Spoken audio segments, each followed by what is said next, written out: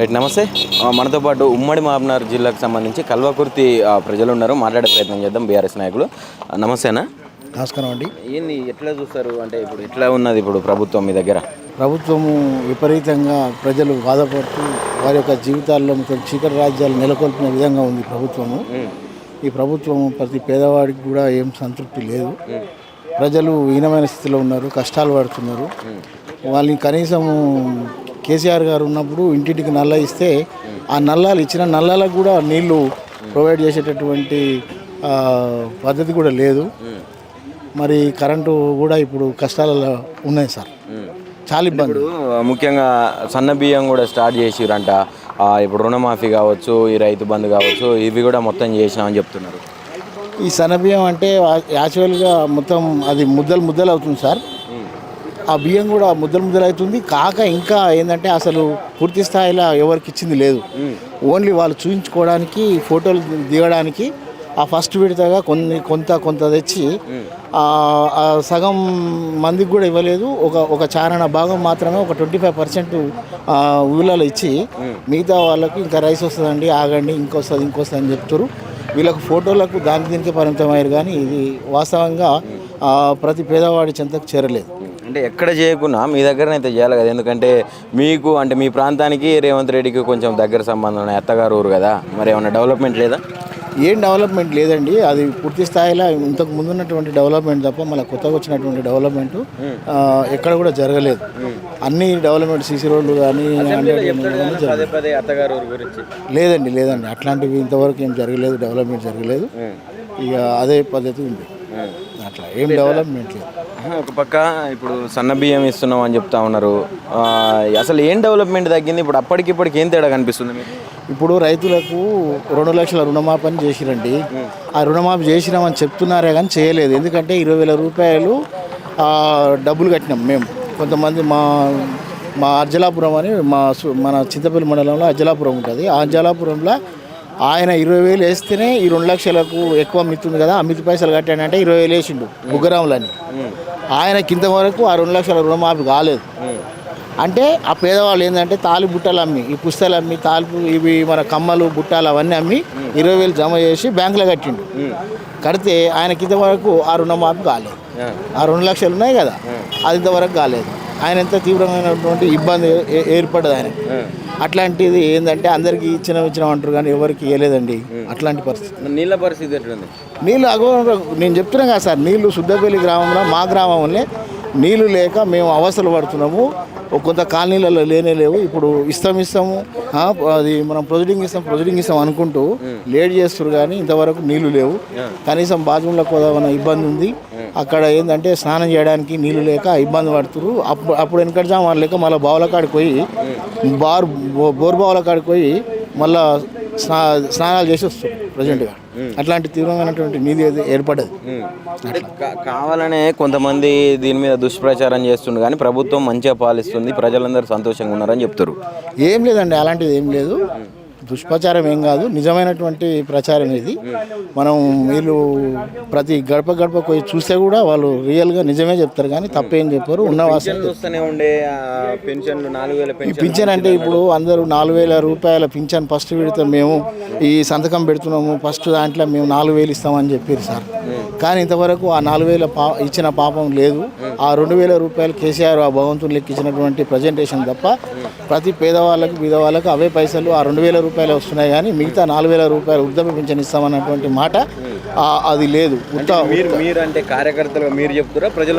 లేదు, ప్రజలందరూ కూడా పేదవాళ్ళు, బీదవాళ్ళు, అనగారిన కులాల వాళ్ళు, హరిజనులు, గిరిజనులు, బడుగు బలైన వర్గాలు, నిమ్న జాతీయులు, పేదవాడు, ప్రతి ఆకలి చావుల మంటల కేకలతో అలమటిస్తున్నటువంటి ప్రతి వ్యక్తి కూడా ఇలాంటి ఎందుకు వచ్చింది కాంగ్రెస్ పార్టీ? ఇప్పుడు మనకేమో నిజమైనటువంటి ఎంతో 100 హామీలు, 1,00,000 హామీలు చెప్పి 240 హామీలు చెప్పి వాళ్ళకి ఇష్టం వచ్చింది చెప్పి అవతలోడు 2 కుర్చీలు ఇస్తాంటే 4 కుర్చీలు ఇస్తున్నాడు. అవతలోడు ఒక కారు ఇస్తాంటే 10 కార్లు ఇస్తామని చెప్పిండు. అవతలోడు ఆకలి రామచంద్ర అంటే ఒక బుక్క పెడుతుంటే నేను బిర్యానీ పెడతా, మటన్ పెడతా, చికెన్ పెడతా అన్నాడు. ఏందా ఇక్కడికి వచ్చినాక ఇదంతా కష్టం పెడుతుండు. ఇవన్నీ జూటా మాటలు చెప్పి, అబద్ధపు మాటలు చెప్పి, దొంగ మాటలు చెప్పి ఈ ప్రభుత్వం వచ్చి అంత ఇబ్బంది పెడుతుందని ప్రజలు కూడా చీదరించుకుంటారు ఈ కాంగ్రెస్ ప్రభుత్వం. ఇప్పుడు ప్రధానంగా అంటే పెట్టుబడులు కూడా తెస్తా ఉన్నాడు, మరి ఏడ పెడుతున్నాడు ఇప్పుడు మీరు ఏం రాష్ట్రం అంతటా ఎక్కడ ఏం చేస్తలేడు అంటున్నావు? ఇక పెట్టుబడులు అంటే ఇక ఇక్కడ అండి ఒదికిపోతేనేమో ఏదో వచ్చిన భాష మాట్లాడి ఆడ కింద మీద ఏదో వ్యవహారం అయింది, అది సరిగ్గా లేదు, ఏది సరిగ్గా లేదు, ఎక్కడ పెట్టుబడులు లేవు. ఏడ పెట్టుబడి వ్యవసాయ రంగం ఏం చెప్తావు, ఎట్లా ఉంది? అదే వ్యవసాయ రంగంలో కరెంటు కోతలతో ఇబ్బంది అల్లాడిపోతున్నారు ప్రజలు. కరెంటు ఇస్తుండు కదా, కరెంటు ఇప్పుడు నైట్ 12 గంటలకు కరెంటు బంద్ అయిపోతుంది. 6 గంటలు బంద్ అయిపోయి 12 గంటలకు వస్తుంది. 12 గంటల నుంచి ఉదయం 6 గంటలకే వస్తుంది కరెంటు. మళ్ళీ ఈ కరెంటు కూడా నిరవాధికంగా కరెంటు లేదు. కరెంటు లేకపోగా 1 గంట 2 గంటలు నడిస్తే మళ్ళీ అదే పారిన పొలమే మళ్ళీ వారుతుంది, అంతేగాని మళ్ళీ కొత్తగా వస్తుంది, అంతేగాని మళ్ళీ కొత్తగా వాడతలేదు. ఎలక్షన్స్కు ముందల రైతులు కూడా చెప్పారు కదా మార్పు కావాలి, మమ్మల్ని పట్టించుకుంటాడు, 15,000 వస్తాయి అన్నారు. మరి ఇవన్నీ ఎటువైనాయి? ఇక మార్పు కావాలని ప్రజలు ఆ విధంగా చేసినామంటారు. వాళ్ళే ఈయన దొంగ హామీలకు మాటలు చెప్పినటువంటి మాటలకు మోసపోయి ప్రజలు అరే ఇట్లయితే కదా అని వాళ్ళు అందరూ కూడా జర బాధపడుతారు సార్ ఊళ్ళల్లో, గ్రామ ప్రజలందరూ. బ్రదర్ ఏం చెప్తారు? మార్పు అని తెచ్చుకున్నారు కాంగ్రెస్ పార్టీని. ఈరోజు రాష్ట్రంలో పరిస్థితి ఎలా ఉందంటే ప్రజలు మార్పు అని కోరుకుంటే మేఘాలలో అంటే ఏర్పడ్డ మేఘాలను చూసి సంపులో వాటర్ ఒలకపోసుకున్నట్టు పరిస్థితి ఉంది ప్రజలది.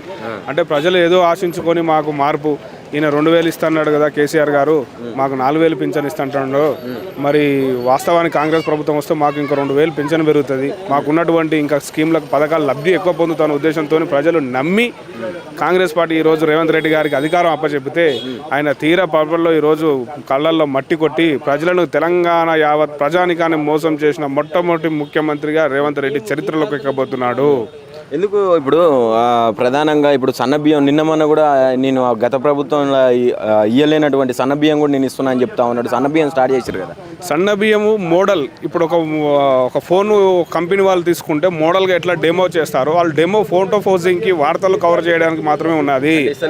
ఎక్కడ ఇచ్చినారండి? ఇచ్చింది కూడా డెమోగా ఒక వారం రోజులు 2 రోజులు పంపిణీ చేసేసి వండింది కూడా ముద్దగా అవుతున్నది. సన్నబియ్యం ఇచ్చినటువంటిది కూడా క్లారిటీగా ఉండాలి, మంచిగా వండుకొని తినేటట్టుగా ఇవ్వండి.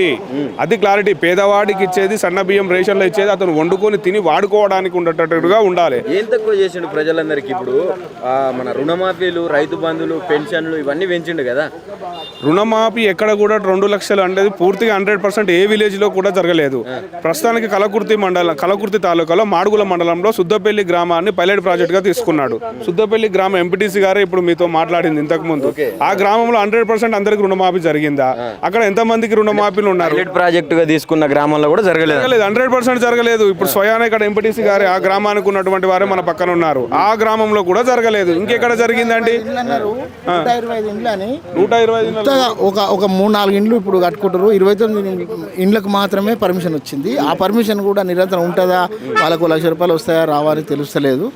ఫస్ట్ ఏమో 125 ఇండ్లు ఇస్తామన్నారు, మళ్ళీ లాస్ట్కు 29 మాత్రమే ఇచ్చినట్టు చెప్పి అలా కూడా ఒక 3-4కే కన్ఫర్మ్ చేశారు, కానీ ఇంకా పూర్తి స్థాయిలో వాళ్ళు ఇవ్వట్లేదు. ఇప్పుడు ఇందిరమ్మ ఇళ్ళ గురించి ఏం చెప్తాను? ఇందిరమ్మ ఇండ్ల గురించి సెలక్షన్ కమిటీ అని చెప్పేసి అందరూ ఆన్లైన్లో అప్లై చేసుకోమని చెప్పారు. ఆన్లైన్లో అప్లై చేసుకొని ఇది ఇందిరమ్మ ఇండ్ల కమిటీ అనకూడదు, కాంగ్రెస్ ఇందిరమ్మ ఇండ్ల కమిటీ అనాలి. కాంగ్రెస్ కార్యకర్తలకు సంబంధించిన వారికి మాత్రమే సెలెక్ట్ చేస్తామని చెప్తున్నారు. ప్రజాస్వామ్యబద్ధంగా మీరు ఎన్నికైన ముఖ్యమంత్రి ఎవరైతే నిరుపేదలు అసలు కూడు లేనటువంటి వాళ్ళు నిరుపేదలు ఉన్నారో వాళ్ళని సెలెక్ట్ చేయండి. ఆల్రెడీ ఇల్లు ఉండి ఆయనకి ఆర్సీసీ కప్పు ఉండి ఆర్థికంగా సెటిల్ అయిన వారికి ఇల్లు ఏ విధంగా సెలెక్ట్ చేస్తారు అంటే ఓన్లీ కార్యకర్తలకు మాత్రమే చేసుకుంటారని ఆల్రెడీ ప్రెస్ మీట్లో కూడా డైరెక్ట్గా చెప్పడం జరిగింది. అది ఇంద్రమ్మ ఇల్లు కాదు, కాంగ్రెస్ కార్యకర్తలకు కాంగ్రెస్ గిఫ్ట్గా ఇచ్చే ఇల్లుగా చెప్పుకోవచ్చు. మనం సామాన్య ప్రజలకు దక్కట్లేదు. ఎవరైతే నిరుపేదగా ఉందో నిరుపేదకు మాత్రమే ఇల్లు రావాలి, అలాంటి వారికి కాకుండా కాంగ్రెస్ కార్యకర్తలకు మాత్రమే ఇల్లు సెలెక్ట్ చేస్తున్నారు. ఇది కాంగ్రెస్. రైతాంగానికి తీసుకుంటే రైతాంగం కేసీఆర్ టీఆర్ఎస్ గవర్నమెంట్లో ఉన్నప్పుడు నైట్ కరెంటు బావుల దగ్గరికి వెళ్ళి మోటార్ ఆన్ ఆఫ్ చేయాల్సిన పరిస్థితి ఉండేది కాదు. కానీ ఈరోజు నైట్ 12 గంటలకు కరెంటు పోతుంది, కరెంటు మారుతుంది. మళ్ళీ రైతులు పాత సీజన్గా బ్యాటరీ లైట్లు వేసుకొని పోయి పొలాల కాడికి పోయి మోటార్ ఆన్ చేసుకొని నీళ్లు పొలానికి పారబెట్టాల్సిన పరిస్థితి వచ్చింది. ఇలాంటి సిచ్యువేషన్లో ఏం జరుగుతుంది? ఓ పాము కాటు కానీ కింద పడి కానీ ఆ బావులలో పడి చనిపోయే అవకాశం ఇంతకుముందు గతంలో కూడా పురాణ కాలంలో కూడా అట్లా జరిగింది. అలాంటి జరగకూడదని 24 గంటల కరెంటు కేసీఆర్ గారు ఒక మొక్కబోని దీక్షతో తీసుకొచ్చి ఆ కష్టాల నుంచి రైతులను తప్పించారు. మళ్ళీ వెనకటి రోజు మార్పు అంటే ఇదే మార్పు, మళ్ళీ రిటర్న్ చరిత్రకు పురోవైభవానికి తీసుకెళ్తున్నాడు. కానీ ఆయనకు మనం పురోగమతి లేదు, అంటే అభివృద్ధి చెందట్లేదు, మనం వెనక్కి వెళ్తున్నాం. ఇది మార్పు. ఒక దశలో అభివృద్ధి చెందుతున్నాడు. అన్నాడు, ప్రజాపాలన అన్నాడు. ప్రజాపాలనలో ప్రజల ఎట్టినటువంటి ప్రజాభవన్లో ప్రజాప్రతినిధులు రిసిప్ట్లు తీసుకుంటున్నాడా? ప్రజలు ఎంతమంది లైన్లో ఉంటే అతను వచ్చి ఇలా కలుస్తున్నారు ముఖ్యమంత్రి గారు. ప్రజాభవన్లో ఉంటున్నాడు ముఖ్యమంత్రి గారే, ప్రజాభవన్లో లేరు. ఈరోజు డిప్యూటీ ముఖ్యమంత్రి గారు ఉంచారు. మీరు ప్రజాభవన్లో ఎందుకు ఉండట్లేదు? ప్రజలకు ఏమైనా అవసరాలు ఉంటే మీరు ప్రజాభవన్లో ఉండి వచ్చిన ప్రతి ఒక్కరి దగ్గర నేను తీసుకుంటా దరఖాస్తు అని చెప్పారు. ఈరోజు ఎన్ని దరఖాస్తులు తీసుకొని మీరు సంవత్సరంన్నరలో ఎన్ని దరఖాస్తులు పరిష్కారం చేశారు? మీరు ముఖ్యమంత్రి గారు స్వయానా ప్రజాపాలన అన్నారు కదా, ప్రజలే మీ దగ్గరకు వచ్చి పాలన చేసుకునే విధంగా ఉంటుందని, దార్శనికంగా ఉంటుందని చెప్పారు. ఈరోజు ప్రజాపాలన లేదు. పేపర్లో ఉంది, ప్రెస్లలో ఉంది పాలన. చెప్పుకోవడం మాటలు గొప్పలు, పనులు తిప్పాలన్నట్టుగా ఉంది పరిస్థితి రేవంత్ రెడ్డి గారిది. ఇప్పుడు మీకు కొంచెం దగ్గర వ్యక్తి రేవంత్ రెడ్డి అంటే మీ మన ఏమంటారు ఏరియాకి సంబంధించిన వ్యక్తి.